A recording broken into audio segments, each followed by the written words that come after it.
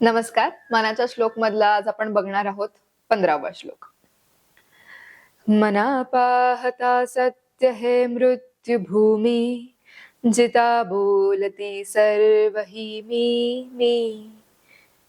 चिरंजीव है सर्व ही मानिताती, अकस्मात सांडोनिया सर्व जाती.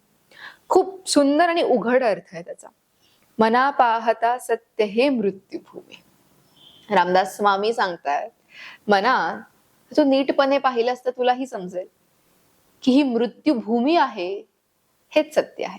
बरं, मृत्यूभूमी म्हणजे काय? तुम्हाला आधीही तुम्ही वाचलं असेल किंवा ऐकलं असेल, त्रिलोक 3 लोक असतात म्हणून. तर हे जे लोक आहे ना, याला म्हटलं जातं, म्हणजे या पृथ्वीला म्हटलं जातं मृत्यूभूमी. मृत्यूभूमी का? कारण की इथे जो जन्माला आलेला आहे त्याचं मरण अटळ आहे, तो मरणारच, म्हणून याला मृत्यूभूमी म्हटलं जातं. युगांत नावाचं एक सुंदर पुस्तक आहे, जे पितामह भीष्म आहे यांची पूर्ण आपल्याला इतिहास सांगतो पितामह भीष्मांचा. तर ते पुस्तक वाचत असताना मला समजलं की गंगेला शाप मिळाला असल्यामुळे ती पृथ्वीवर आली. त्या पुस्तकाचंही मी तुम्हाला कथारूप ते पुस्तक आपण त्याचाही व्हिडिओ बनवणारच आहोत. पण त्या पुस्तकात मला समजलं की तिथे जेव्हा गंगा म्हणते की मृत्यूभूमीवर जाणं तर माझं अटळ आहे, जेव्हा ती स्वर्गलोकात असते तेव्हा मला समजलं की ही मृत्यूभूमी आहे.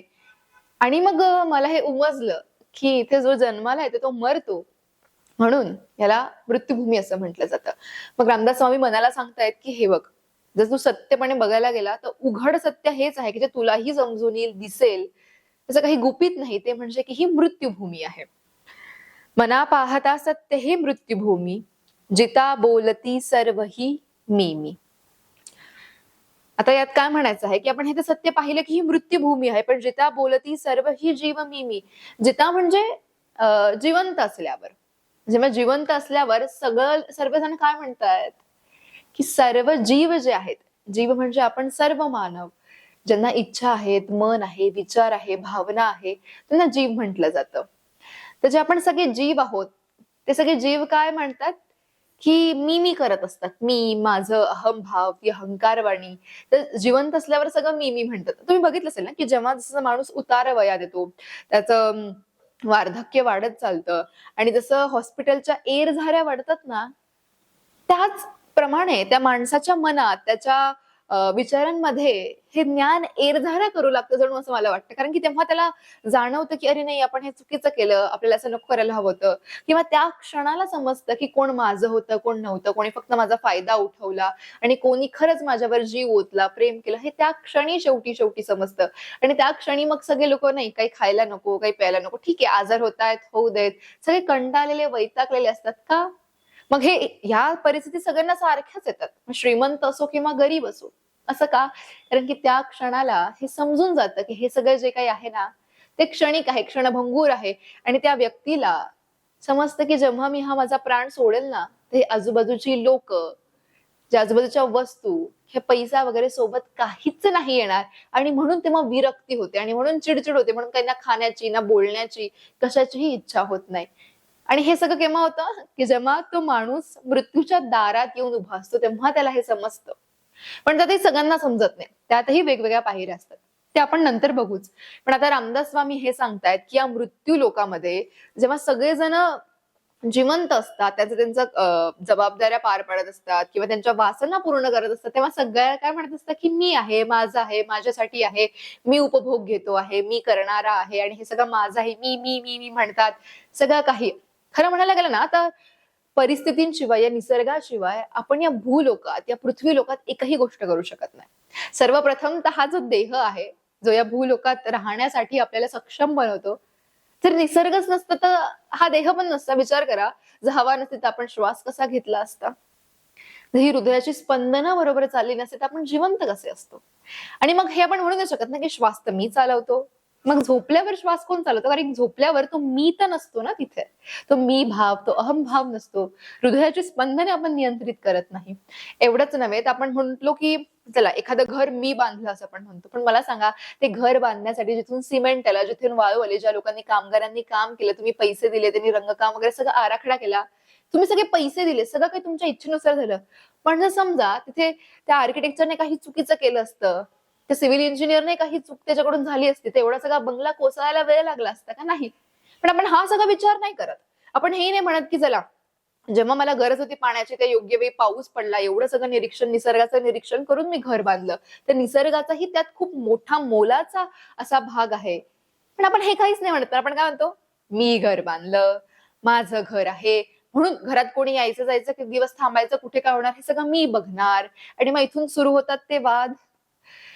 आणि हे सगळं मी करत असतो ते जिवंतपणे, कारण आपण ती ज्ञानाची दृष्टी, ज्ञानाचा प्रकाश आपला नसतो, आणि ज्यामुळे आपले इंद्रिय आपल्यावर हावी होतात, आपल्या वासना हावी होतात, आणि त्यामुळे आपल्याला समजत नाही की हे फक्त मी किंवा आपण नाही आहोत करणारे, तर आपल्यासोबत ज्यांना ज्यांना आपण पैसा देऊन ते सगळं काम करून घेतलं, आणि हा निसर्गाचा मोलाचा वाटा आहे.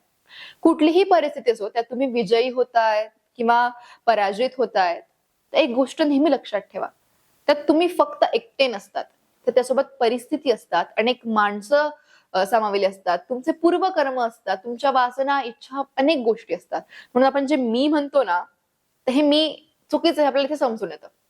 आता या गोष्टीकडे आपण बघूया की हा मी नक्की कोण मी आहे. आता तुम्ही म्हणतात की हे माझं आहे, हा घर माझं आहे, म्हणजे ते तुमचं आहे. पण ते माझं म्हणजे कोणाचं आहे? म्हणतात की हा देह माझा आहे, हे शरीर माझं आहे, मला बरं वाटत नाहीये, म्हणजे शरीराला हे दुखतंय, ते दुखतंय असं पण म्हणतो. म्हणजे तो मी जो आहे, तो या वस्तू नाहीये, ही सगळी आजूबाजूच्या परिस्थिती नाहीये, लोक नाहीये. म्हणजे तुम्ही म्हणतात की माझं शरीर आहे, माझे कपडे आहे, म्हणजे कपड्यांसोबत शरीरही तुमचं नाहीये. मग तुम्ही म्हणतात की माझ्या मनात असं असं वाटत होतं, मग म्हणजे काय, की मनही तुमचं आहे, म्हणजे तुम्ही मन नाहीये. जो आपण मी म्हणतो, आपण बघितलं की मी म्हणजे परिस्थिती नाही, मी म्हणजे व्यक्ती नाही, मी म्हणजे आपला पैसा वगैरे किंवा जी काही मालमत्ता असेल ती आपण नाही. मी म्हणजे आपण ज्या काही गोष्टींना अगदी जपून ठेवतो, ती कुठलीही भौतिक वस्तू नाही. इव्हन मी म्हणजे ज्या देहात आपण आहोत, ज्याच्यामुळे आपण सगळं काही काम वगैरे होतो, देहही मी नाही. माझ्या मनात विचार येतात, म्हणून ते मन माझं आहे.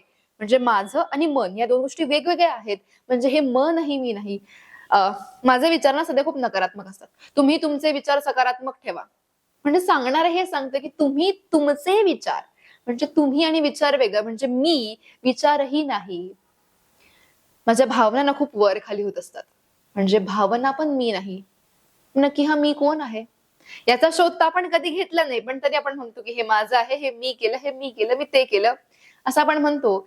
आणि म्हणून हे ज्ञान विसरून जातो की जन्माला जसं मोकळे हात घेऊन आलो, मृत्यूही तसं आपल्याला जाताना मोकळे हात घेऊनच आपण जाणार आहोत.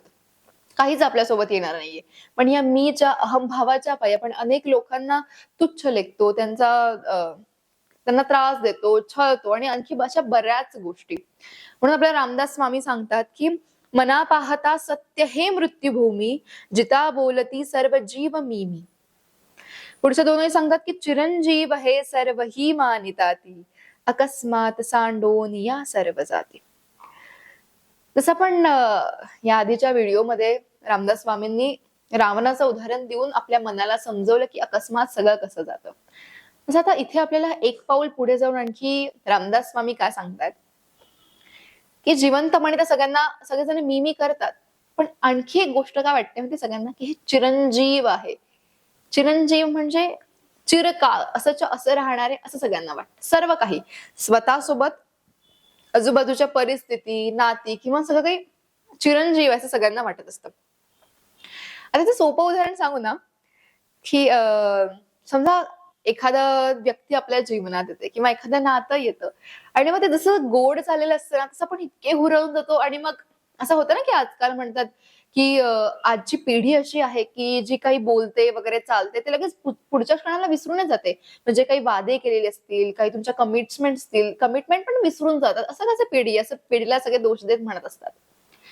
पण ही पिढीला सांगतेय तुम्हाला की हे सगळं जे काही आहे ना, ते चिरंजीव नाहीये.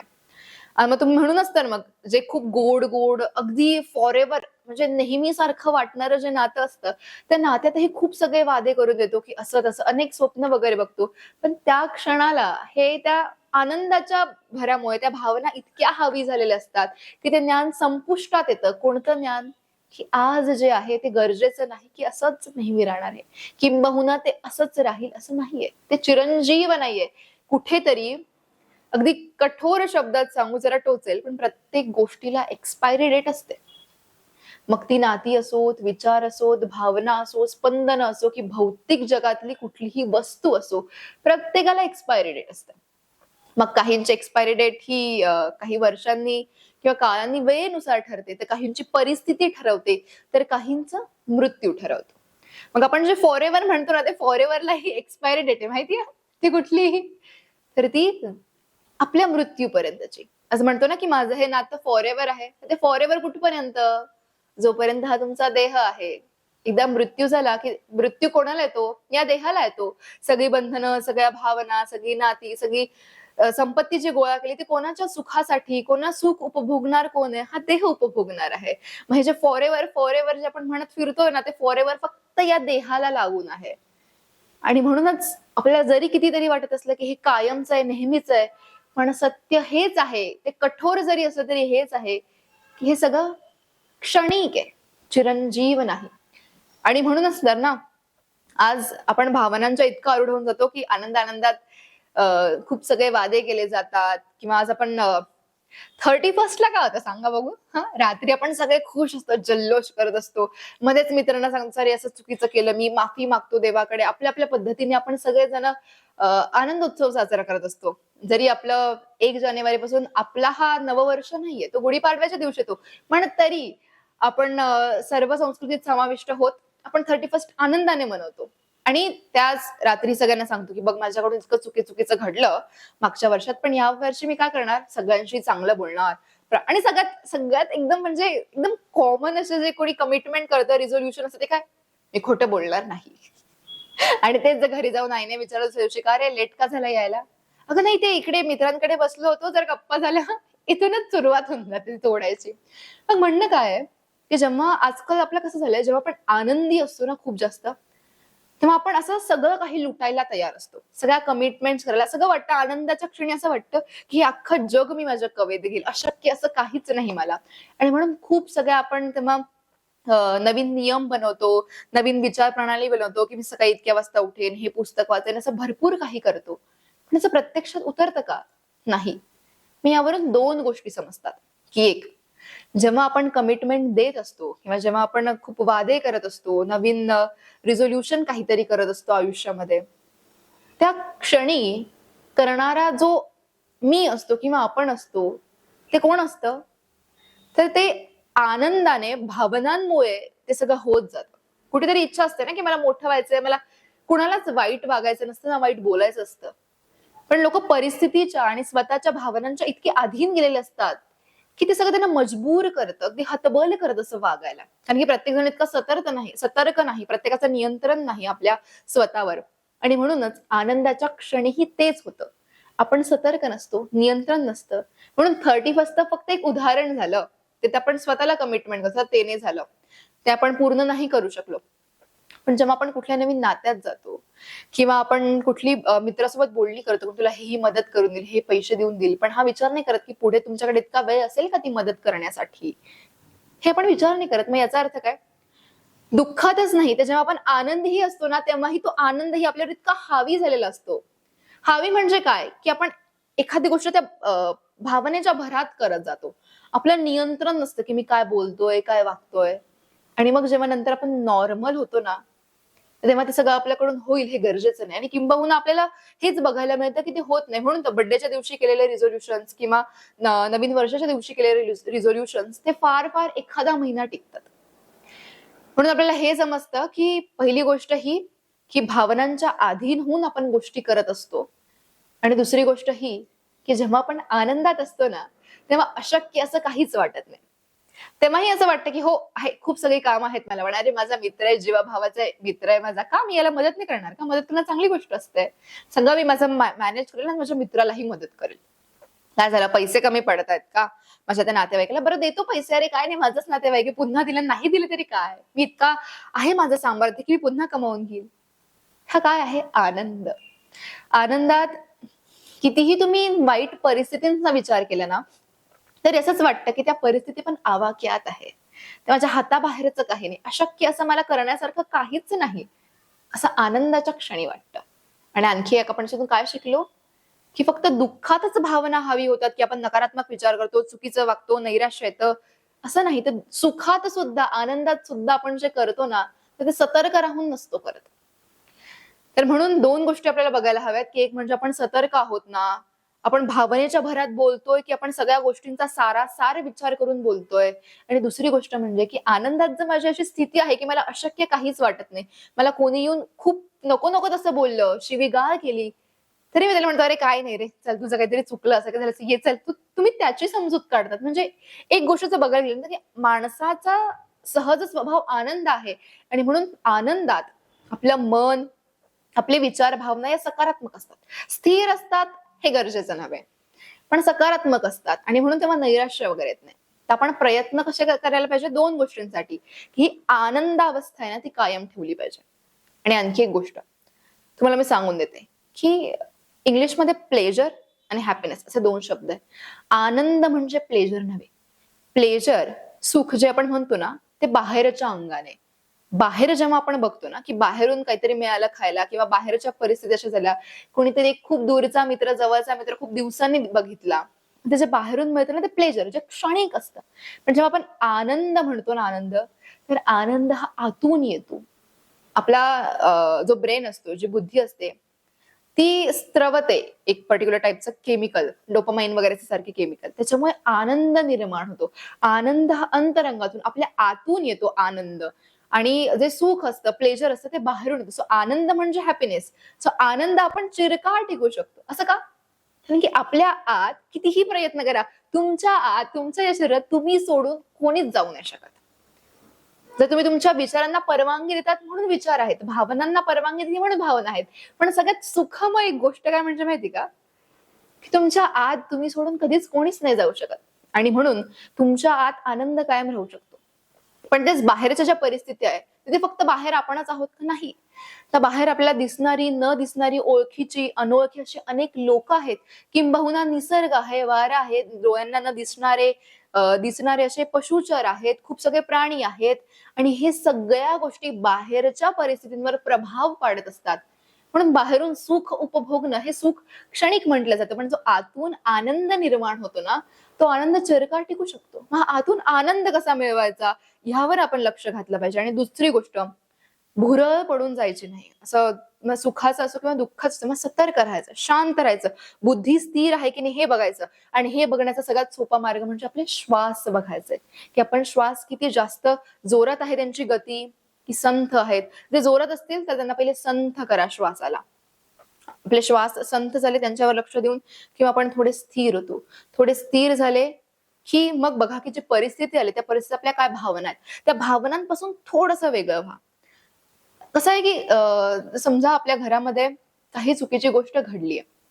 एखादा व्यक्तीचं निधन झालंय समजा. तर तेव्हा आपण रडत-कुडत बसलो आणि जर आपल्या जबाबदाऱ्या सोडून दिल्या, की आपल्या लोकांना सांगावं लागेल, सगळं घराचं बघावं लागेल, तेव्हा काय करतो आपण?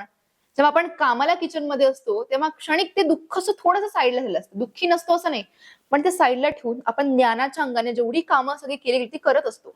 मग हेच आपल्याला प्रत्येक वेळेस करायचं आहे, जेव्हा तुम्ही खूप आनंदी आहात किंवा खूप दुःखी आहात. जेव्हा टोकाचे क्षण असतात ना, तेव्हा माणसाला जागरूक, सतर्क राहायची जास्त गरज असते. कारण की तेच क्षण असतात, की जेव्हा तो त्याचा स्वतःवरचा कंट्रोल, नियंत्रण सोडून देत असतो. आणि म्हणून हे बघा, सगळ्यात सोपं विचारांना विचार देणं म्हणजेच विचार करणं आहे. म्हणून मी शांत आहे की नाही हे बघण्याचा सगळ्यात सोपा मार्ग, स्थूल मार्ग मी सांगते तो म्हणजे की आपले श्वास बघा. ते जोरात आहेत की संथ आहेत. जोरात असतील तर त्यांना पहिले संथ करा, शांत करा. काउंटिंग देत तुम्ही श्वास करा. 5 म्हणत श्वास घ्या. 3 सेकंद थांबा. 7 मोजत मोजत श्वास सोडा. हे 3दा करा. मग तुम्ही शांत होतात. म्हणजे जसं शांत होतात तेव्हा तुमच्या ज्ञानाच्या अंगाने तुम्ही सर्व निरीक्षण करतात परिस्थितीचं. हे आपोआप घडतं. असं आपल्याला ईश्वराने, निसर्गाने बनवलेलंच आहे, की या स्टेटमध्ये आपण गेलो की तसं-तसं आपलं मन जागृत होतं किंवा भावना, विचार आणि आपल्या ज्ञानाची स्थिती. आपण जेव्हा सगळं परीक्षण करतो, हा विचार करा की इथे काय करणं योग्य आहे, काय बोलणं योग्य आहे.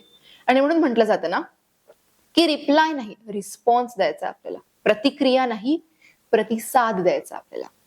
प्रतिसाद म्हणजे सगळा सारासार विचार करून स्थिर बुद्धीने, स्थिर मनाने तो प्रतिसाद दिला जातो.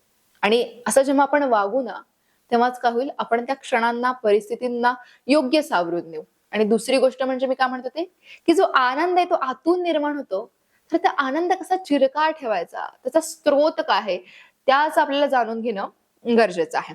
आणि म्हणून रामदास स्वामी काय सांगतायत, की चिरंजीव हे सर्व ही मानिताती, की हे सगळं जे आहे चिरंजीव आहे, हा आनंद जो आहे तो चिरंजीव आहे असं आपल्याला वाटतं, की आज मी आनंदी आहे, नेहमीच असं राहणार आहे, असं आपल्याला त्या क्षणाला वाटतं. आणि म्हणून आपण ते सगळे, मी जे आतापर्यंत सांगितलं, ते सगळे कमिटमेंट्स आपण देऊन जातो, ते वादे, नियम, मग अनेक सगळं, की मला असं करायचंय, तसं करायचंय, असं आपण ते करतो, की कारण की त्या क्षणाला आपल्याला वाटत असतं, की हे जे आज आत्ता आहे तेच सत्य आहे आणि कायम असंच राहणार आहे. पुढच्या ओळीत म्हणतात रामदास स्वामी, अकस्मात सांडून या सर्व जाती. काय झालं, की आपल्याला वाटलं की हे सगळं चिरंजीव आहे, आपण त्याच भावनेत असतो.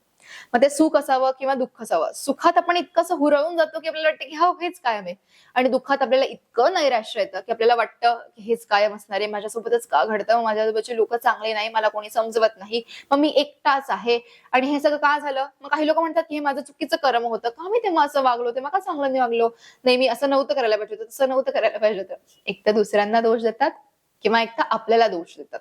म्हणजे काय होतं, की आपण फक्त दोष देण्यात गुरफटून जातो. आणि म्हणून आपल्याला असं वाटतं, की दुःखाच्या वेळी कोणीतरी आपल्याला सांगायला लागतं, की बाबा हे पण कायम नाहीये, हेही जाताना पुन्हा सुख येणार, हे कोणीतरी आपल्याला सांगायला लागतं. आणि म्हणून आपण याच भ्रमात कायम राहतो, की जे आता आहे ते सत्य आहे, ते कायम आहे, चिरंजीव आहे. आणि म्हणून असं जेव्हा एकदम मृत्यू येतो आपल्याला, तेव्हा मग काय होतं, अकस्मात म्हणजे अचानक हे सगळं निघून जातं, असं रामदास स्वामी सांगतात. खरं तर अचानक कुठलीच निसर्गात गोष्ट होत नसते. वार्धक्य ही हळूहळू दिसतं ते आपल्याला, की एखादा म्हातारा होत चाललाय, पण मनाने कसे आपण तरुण असतो, म्हणून नेहमी मनाने काय वाटत असतं आपल्याला, की हे कायम राहणार आहे. आणि म्हणून ते कायम कायम वाटताना जेव्हा अचानक मृत्यू येतो किंवा अचानक आपल्याला असं वाटतं, की अरे हा व्यक्तीसाठी आयुष्यभरासाठी for ever kind of thing आहे, आणि जेव्हा तो अचानक व्यक्ती सोडून जातो ना, तेव्हा ते आपण अचानक म्हणतो का, कारण की आपला हा भ्रम असतो की तो नेहमी असणार, ती व्यक्ती नेहमी असणार, ते सोडून जाते तेव्हा ते अचानक येतं. म्हणून अकस्मात सर्व सांडून या जाते, म्हणजे हे सगळं इथेच मृत्यू लोकातच राहून जातं आणि आपण पुढे निघून जातो. मग एकदा मृत्यू आल्यामुळे पुढे निघून जातो, किंवा काहीतरी परिस्थितीमध्ये फेरबदलाव येतो म्हणून नाती, त्या गोष्टी सुटून जातात, किंवा काही चुकीचे निर्णय किंवा अधर्माला आपण अनुसरलेलं असतं म्हणून जे काही पैसा संपत्ती असते ती सगळी निघून जाते, आणि अचानक असं होतं. पण जर आपण सतर्क असू, कायम असू, हे समजून घेऊ की आज जे आहे ते सुखमय आहे किंवा दुःखमय आहे, ते क्षणिक आहे, कायम नसेल, तर हे अचानक अचानक आपल्याला वाटत नाही. आणि म्हणून जे सुख दुःखाचं जे आपल्याला लहरी येतात शरीरात, आपलं वागणं बदलतं, आपल्या शरीरातली रसायने खूप पटकन बदलतात, आपली प्रतिक्रिया बदलते, तर हे न बदलता एक स्थिरता राहील आपल्या वागण्यात, एक समानता राहील, आपण साम्याने सगळ्यांना बघू शकू, वागू शकू. पण हे केव्हा होईल, जेव्हा आपण हे स्वीकारू, हे सगळं क्षणिक आहे, हा मृत्यू लोक आहे. आणि मगच काय होणार आहे, की आपण स्थिर असू आणि योग्य प्रतिक्रिया देऊ शकू. असो, आपण नंतर पुढे बघूया की आनंद कसा निर्माण होतो ते. पण सध्या आपल्याला हेच बघायचं आहे, की हा मी जो भाव आहे तो टाकून द्या. अनेक परिस्थिती, अनेक व्यक्तींचा सहभाग आहे. रोज प्रत्येकाला धन्यवाद द्या, तुमच्या आयुष्यात असलेल्या व्यक्तींना धन्यवाद द्या, परिस्थितींना, तुमच्या शरीराला, देहाला धन्यवाद द्या, त्या सूर्याला, चंद्राला, हवेला, प्रत्येकाला, पंचमहाभूतांना धन्यवाद द्या. कारण की त्यांच्याशिवाय हे सगळं भौतिक जगात होणं काही गरजेचं नाही, ते होऊच नाही शकत. भौतिक जगात आपण अपूर्ण असतो जर हे सगळ्या गोष्टी नसतात. मग धन्यवाद देत राहा. या धन्यवादाने काय होईल, की तुम्हाला जो मी अहम भाव आहे तो काही न करता, त्याच्यावर काय होतं, की आपण, आपल्याला कोणीतरी सांगितलं ना की या गोष्टीचं कारण काय, आपण त्या कारणावर इतका विचार करतो, इतका विचार करतो, की मग असह्य होऊन जातं.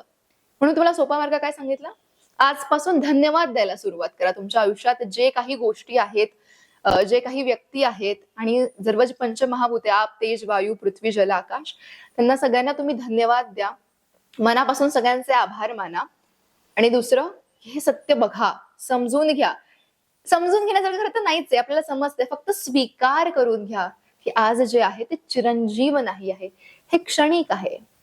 बस हे जसं तुम्हाला समजतंय, जसं तुम्ही ऍक्सेप्ट करतायत लवकरात लवकर, तसंच हा सगळा जो काही गोंधळ आहे मनासमोरचा तो निघत जाईल. आणि हे समजून घेऊन आपण मनाचे श्लोक असेच पुढे बघत राहू. तोवर काळजी घ्या, आनंदी राहा. नमो नमः.